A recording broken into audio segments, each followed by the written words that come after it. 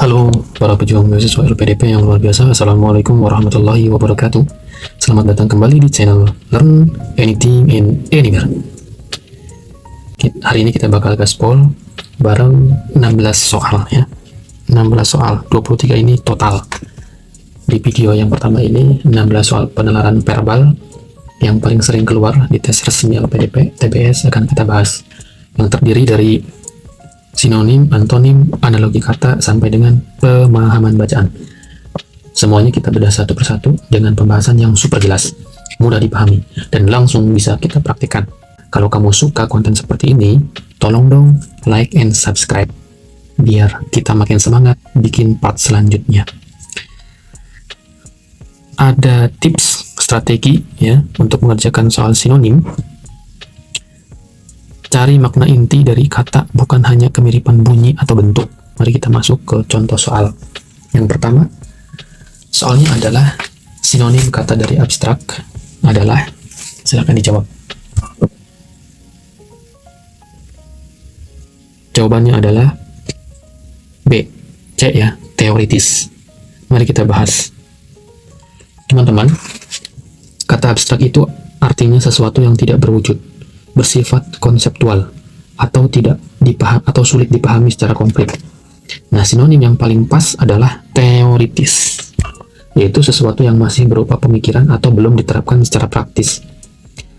Jadi perhatikan pilihan A, B, D, dan E ini justru kebalikan ya. Jadi ini mudah saja, jawabannya adalah C, teoritis. Soal kedua, persamaan kata yang tepat untuk indikator adalah, jawabannya adalah B, indeks.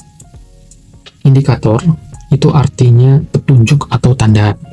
Jadi indeks juga punya makna penunjuk atau ukuran. Memang tolak ukur ya, tolak ukur. Jadi ini juga mirip ya, tolak ukur juga mirip. Namun dalam konteks kebahasaan, indeks adalah padanan yang paling tepat karena secara etimologi sama-sama berarti, artinya adalah petunjuk.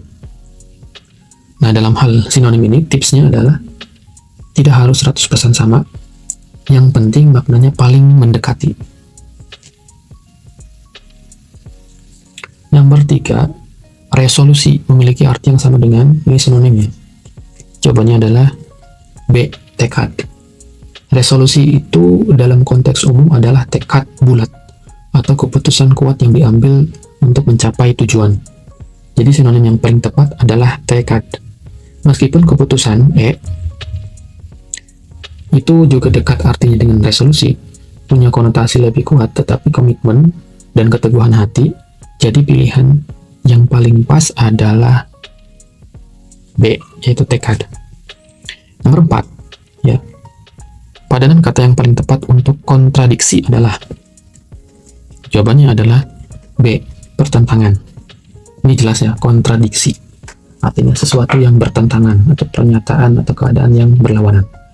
Sinonim yang paling tepat adalah pertentangan. Pilihan A dan D ini adalah antonim, sementara perbedaan B ini tidak sekuat maknanya dari poin B. Jadi jawabannya adalah B.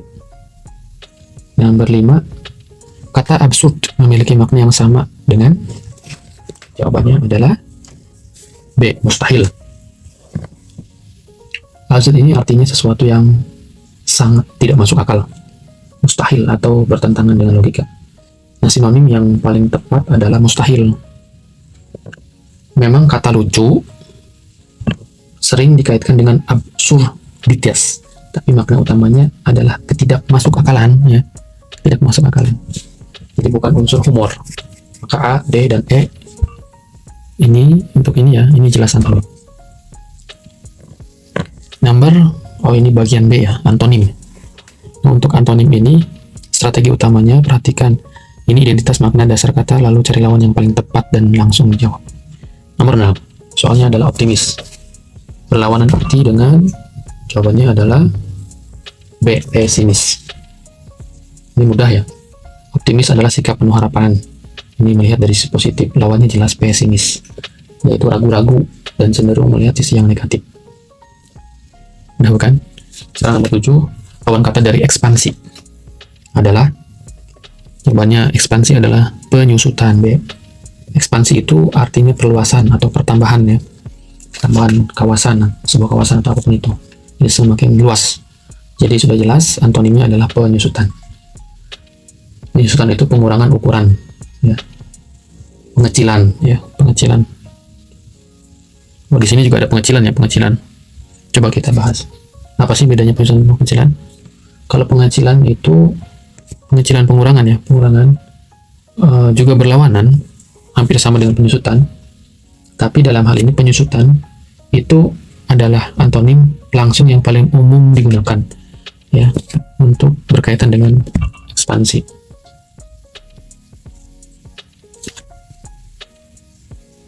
Nomor 8. Kata fana berlawanan makna dengan B.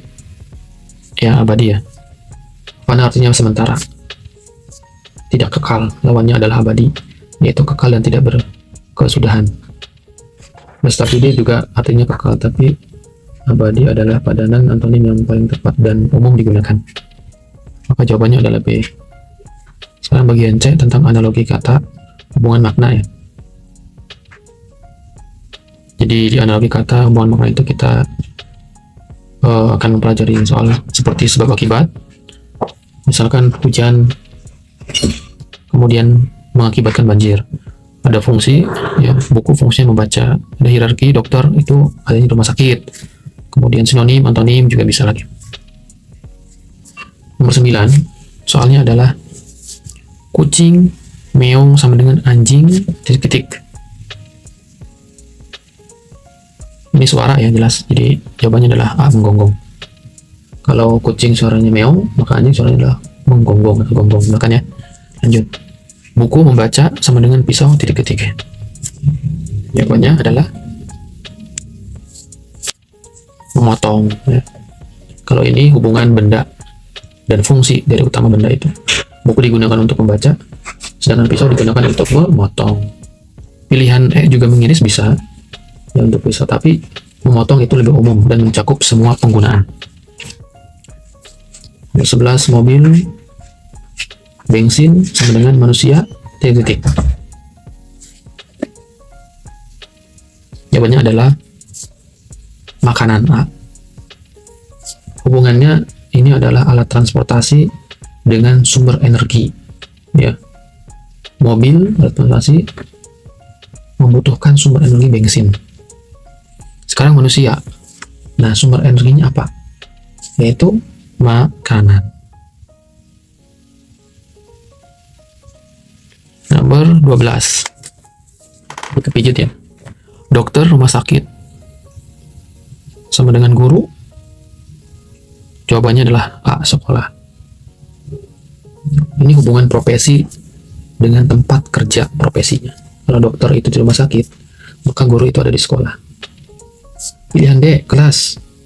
Ini juga bisa jadi, tapi kelas ini adalah bagian dari sekolah yang tidak general ya. Tapi tempat kerja utamanya secara institusi adalah sekolah. Nomor 13, soalnya bangkir miskin sama dengan kaya titik-titik. Nah ini cukup sulit ya. Coba silakan dijawab.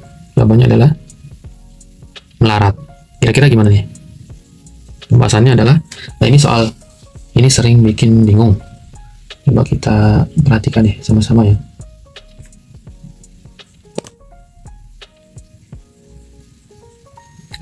Oke, bakir itu apa sih artinya? Bakir itu artinya adalah miskin atau melarat. Sinonimnya miskin atau melarat. Jadi bakir dan miskin adalah sinonim. Maka pasangan kedua ya harus juga merupakan pasangan yang sinonim.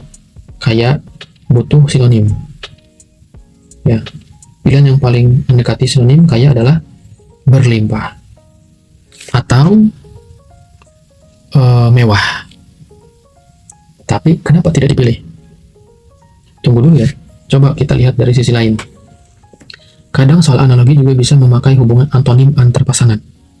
Jika bakir A dan miskin B adalah sinonim, maka kaya C, ini A ya, ini A, ini B, ini C, harus berpasangan dengan sinonimnya.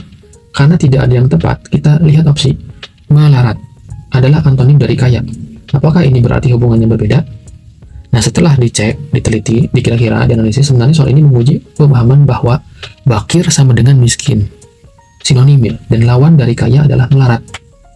Namun, dalam analogi, yang dicari adalah hubungan yang setara.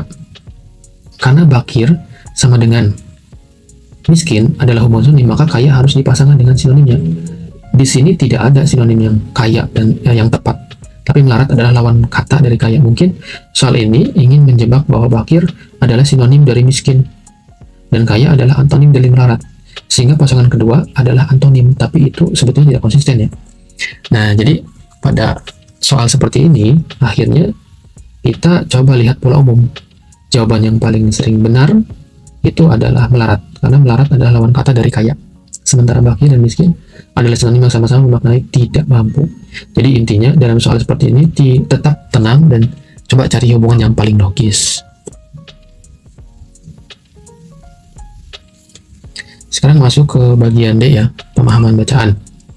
Bagian ini menguji kemampuan memahami, menganalisis, dan menarik kesimpulan dari teks tertulis.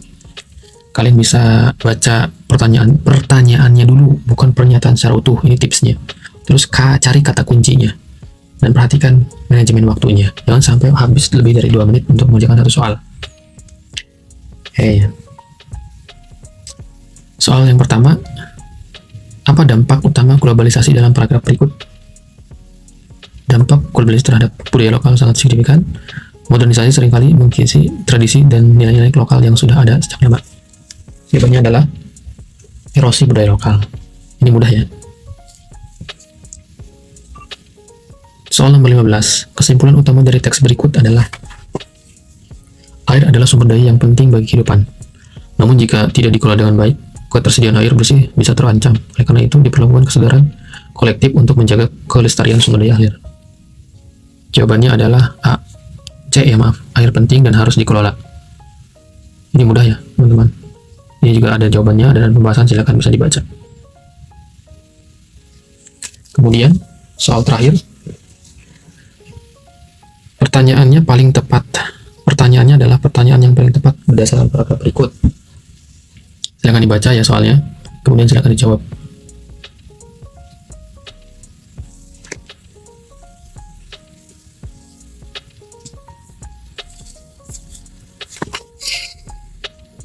Jawabannya adalah C. Digitalisasi berdampak positif dan negatif. Nah, pembahasan untuk nomor terakhir ini, nomor 16. Paragraf ini kan menyebutkan dua sisi.